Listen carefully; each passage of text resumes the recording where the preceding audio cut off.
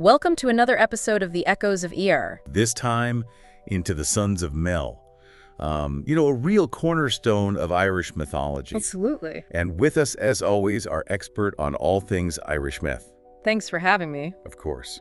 So, for our listeners out there who might not be as familiar with this particular story, can you give us a little bit of a background, like the who, what, where, when, why, Yeah, so the Sons of Mel, it's really the story of how the Gaels came to Ireland. Okay. And how they came to be the dominant force on the island. Ah, so it's like their origin story. Exactly. It's their origin story, their foundation myth. So it kind of sets the stage for everything that comes after. Exactly. We've got some great sources to draw on for this deep dive. Primarily the Labor Gabala Éire. The Book of Invasion. Yes, the Book of Invasions. It's our primary source for a lot of these early stories. I've been practicing my pronunciation of all these names. I know they can be a little tricky. They can be, yeah, but you're doing a great job. Thanks. So let's jump in. So who are these Sons of Mel? Where do they come from? What's their deal? Well, it all starts with a figure named Spain. Spain? Yeah, and his name literally means soldier of Spain. Oh, interesting. So are we talking like an actual historical figure, or is this purely mythical? It's hard to say for sure. The line between history and myth is pretty blurry in these early stories. Yeah, that's true for a lot of origin stories, I guess. Right. But whether he was a real person or not, the story of Spain and his descendants became central to Irish identity. Okay, so tell me more about Spain himself. Was he like the main leader of this invasion of Ireland? Well, actually, Mill himself never even makes it to Ireland. Oh, he doesn't? No. The story focuses on his sons and their claim to Ireland, which actually comes from an ancestor of theirs named Ith. Ith? He's the one who first discovers Ireland. Ah, so he's like the original explorer. Exactly. He lands at a place called Inverseen. Inverseen? Do we know where that is? It's believed to be somewhere in County Kerry. Ugh.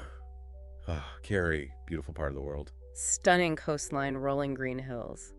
I can see why he would have been drawn there. Yeah, but his exploration takes a tragic turn when he encounters the Tuatha Dé Danann. Ah, yes, the Tuatha Dé Danann. Now, they're not your average welcoming committee, are they? Not quite. They were the magical beings who ruled Ireland at the time. Like gods or demigods? Yeah, something like that.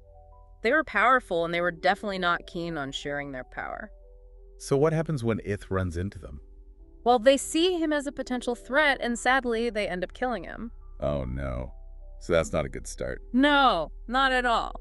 But this sets the stage for the Sons of Mill to seek vengeance. Okay, so this is where the story really kicks off. Right. Fueled by grief and a desire to claim their ancestral right to Ireland, the Sons of Mill gather their people and set sail for Ireland. A whole fleet of ships, 65, according to the Labor Gabala Éire. That's right. A massive undertaking. Imagine the logistics of that. Oh, yeah. And it wasn't an easy journey. They faced treacherous storms along the way. So they're already facing challenges before they even reach Ireland. Exactly.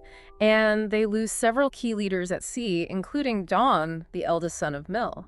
Oh, wow.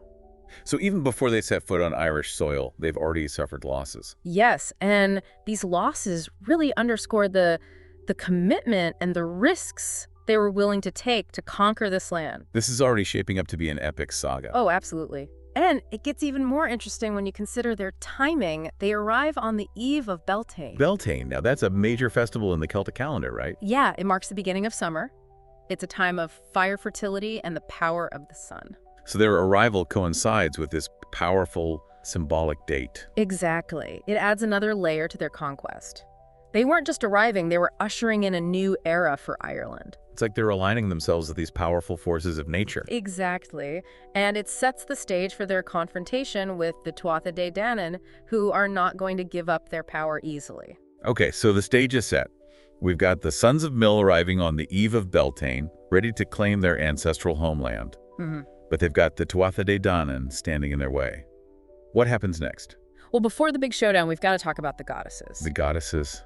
Okay, tell me more. So we have three key goddesses, Bunba, Fodla, and Éire. Bunba, Fodla, and Éire. Those names sound familiar. They should. Each of them represents a different aspect of Ireland. Okay. And they each offer the Sons of Mill rulership on one condition. A condition? What is it? They demand that the land be named after them. Ah, so it's all about naming rights. In a way, yes. It's a fascinating insight into the deep connection between the land and its people in Irish mythology. The land itself holds a kind of power. Exactly. And to name the land is to have a claim over it. So who wins the naming rights? Well, in a sense, they all do. All three goddesses have their names associated with Ireland in some form. Bamba and Fadla become poetic names for the island. But Éire is the one whose name sticks. Exactly. Her name forms the root of the modern name Éire, meaning Ireland. That's incredible. So even in the act of conquest, there's this acknowledgement of the goddesses, and by extension, the power of the land itself. Exactly. It's a nuanced relationship, a blend of conquest and respect. But I imagine the Tuatha Dé Danann aren't too happy about this whole situation. You're right. This moment of peace is just the calm before the storm. They're not about to give up their control without a fight. So the stage is truly set for an epic showdown. Indeed. Bring on the battles. The two sides clash in two major battles. Sleabhmis and Tailtir. Sleabhmis and Tailtir. Sleabhmis is a mountain range in County Kerry. Okay. And Tailtir is thought to be located in County Meath. So we're talking about real geographical locations. That's right. These mythical battles are grounded in the landscape of Ireland. And these battles were pretty intense, I imagine. Oh, absolutely. Yeah. The sources depict them as fiercely fought with heroes on both sides displaying incredible valor. So it's not just a one-sided slaughter. No, the Tuatha Dé Danann put up a fierce resistance. They fight with powerful magic. But ultimately, the Sons of Mill prevail. Yes, they emerge victorious, shaping the destiny of Ireland. A decisive victory for the newcomers. But before we move on to the aftermath and the impact of their victory, there's one figure I'm particularly curious about, Emergin. Emergin. The poet and druid who accompanied the Sons of Mill. Ah, yes, Emergin. He's a fascinating figure. He seems to be more than just a warrior. Oh, absolutely. He's a scholar, a druid, a master of words. So he's bringing more than just brute force to the table. Exactly.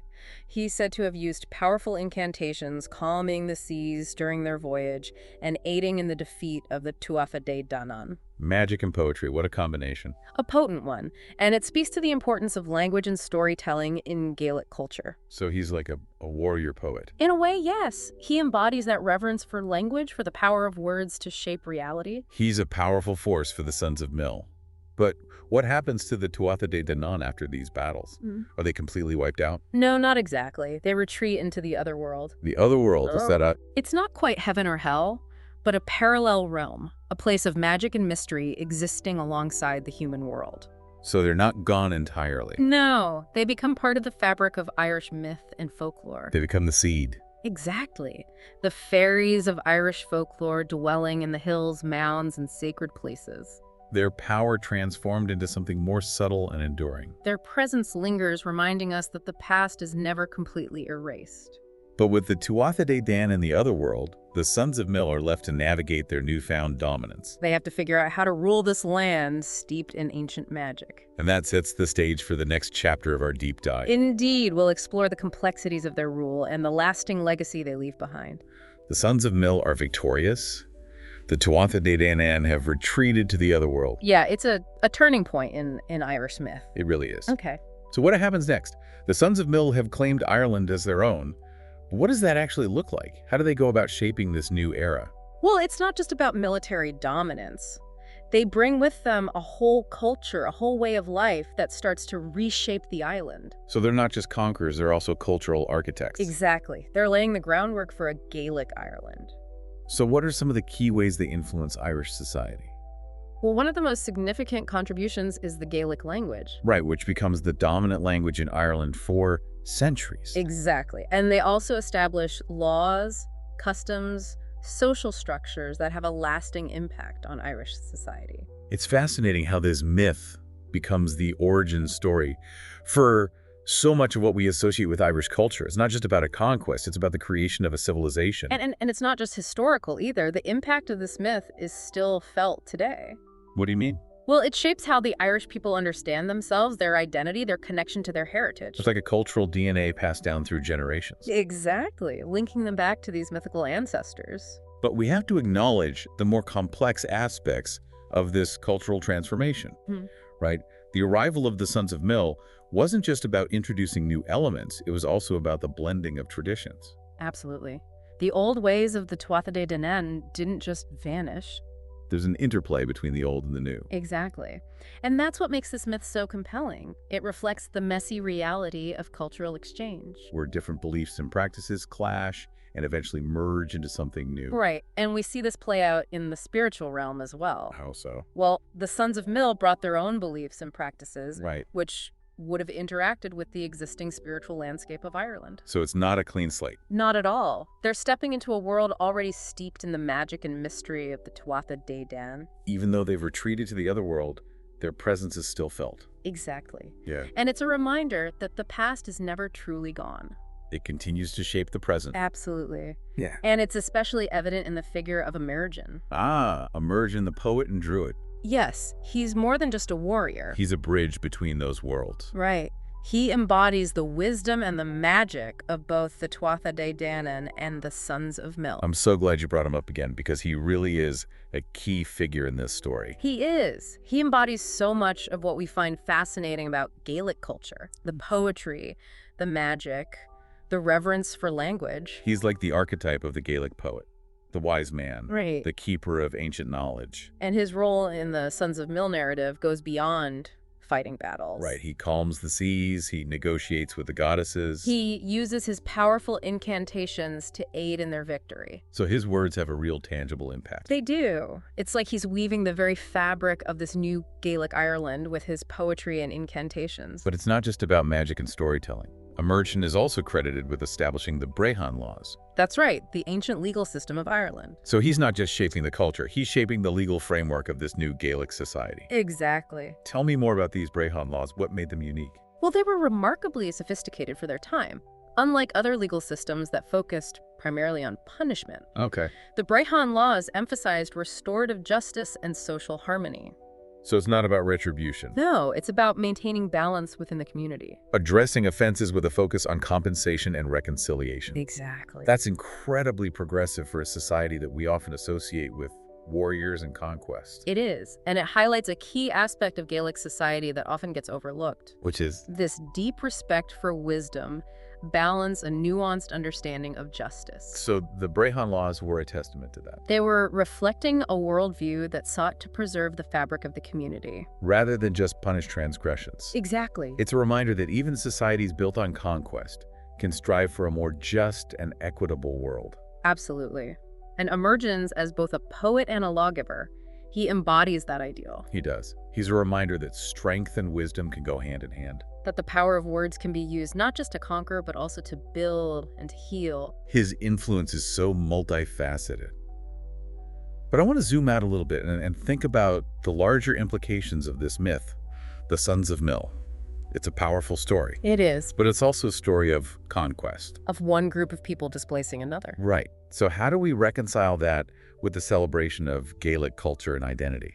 That's the crucial question, and it takes us to the heart of what makes this myth so enduringly relevant. Okay, listen.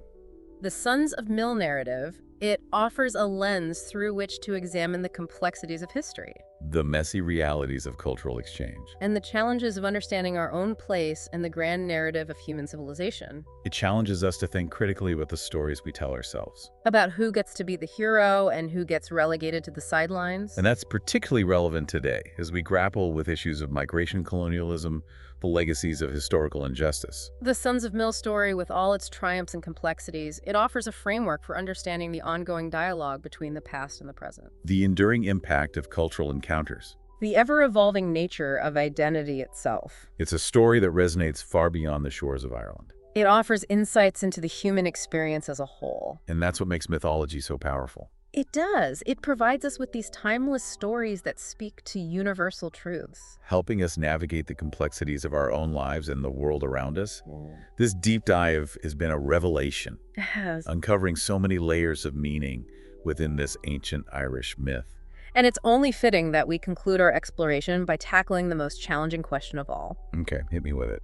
Was the arrival of the Sons of Mill a heroic conquest or a brutal invasion? Whoa, that is the question, isn't it? It's the question that's been lingering in the back of my mind throughout this whole discussion. Yeah, it really forces us to confront the uncomfortable, the truths that are kind of embedded within this foundational myth. Right, because the Tuatha Dé Danann, even though they have all this power and this deep connection to the land, they're ultimately forced to retreat. to the other world. To the other world. And their story, their losses, they often get kind of overshadowed by the triumphant narrative of the Sons of Mil. Yeah, I think that's a really important point that you bring up, because it reminds us that history is rarely told from a neutral perspective. Right, there are always winners and losers. Exactly. And the voices of the vanquished are often lost. Lost or marginalized. Yeah, and yet, even though they retreated to the other world, the Tuatha Dé Danann, they don't simply disappear from Irish consciousness. No, they don't. They endure in folklore, in those tales of fairies and magic that still captivate us. Yeah, it's like their presence lingers, reminding us of the complexity of the past. And the enduring power of the beliefs and traditions that came before. Their retreat to the other world, you could even interpret it as a form of resistance. Oh, how so? Well, it's a way of preserving their culture and identity in the face of overwhelming force. Yeah, I could see that. And it speaks to the resilience of the human spirit, this need to hold on to what's precious even in the face of loss. It's a powerful image. It is. It's a testament to the enduring power of belief. The way that even in defeat ideas and traditions, they can find ways to survive. To thrive, even. To thrive, exactly, the Tuatha Dé Danann. They may no longer rule the physical landscape, Right. but their influence persists in the realm of imagination. And the stories that continue to shape Irish culture. Exactly. And it makes you wonder about the untold stories, the perspectives that haven't been fully explored. Like, what was it like for the Tuatha Dé Danann to make that transition? To leave behind the world they knew and enter the other world. Right. What were their hopes, their fears, their regrets? How did they adapt to this new reality?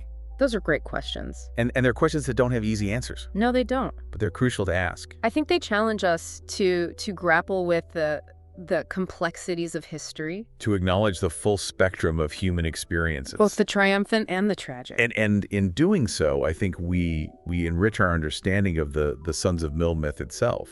I agree. It becomes more than just a tale of conquest. It becomes a reflection on the human condition. On these enduring struggles for power, identity, belonging. That have shaped societies throughout history. Yeah. So how do we reconcile these seemingly contradictory aspects of the Sons of Mil narrative? Yeah, how do we celebrate its contribution to Irish culture while also acknowledging the complexities and the potential for a more nuanced understanding of the past? Right. Well, I don't think it's about rejecting the myth or dismissing its significance. Right. It's about engaging with it critically. Recognizing that even the most cherished stories can contain hidden biases. Yeah, and reflect the power dynamics of their time. It's about understanding that history is not static. It's a living thing. Constantly being reinterpreted. Reevaluated. As new perspectives emerge. As new voices are heard. And that's what's made this deep dive so rewarding. It has. We've gone beyond the surface narrative of this myth. We've explored the symbolism, the historical context, the enduring legacy. We've wrestled with the ethical implications of conquest, the blending of cultures. The enduring presence of the Tuatha Dé Danann in the Irish imagination. It's been a journey of discovery. It really has. Not just about the past, but about the very nature of storytelling. And how we construct our understanding of the world. Exactly. And as we wrap up this exploration, I want to invite our listeners to continue the journey. Yeah, delve deeper into Irish mythology. Explore the untold stories. Consider the multiple perspectives that shape our understanding of this foundational narrative. Because the Sons of Mil myth, with all its complexities and contradictions, it offers a window into the human experience. Yeah, it's a story that resonates across cultures and time. Reminding us that our journeys, though unique, are ultimately interconnected. That we're all part of this grand narrative. A tapestry woven from countless threads of migration, conquest, cultural exchange. The enduring search for identity and belonging. So keep exploring, keep questioning, and keep seeking your own truth. The journey of discovery is never truly over. Well said. Until next time, happy pondering.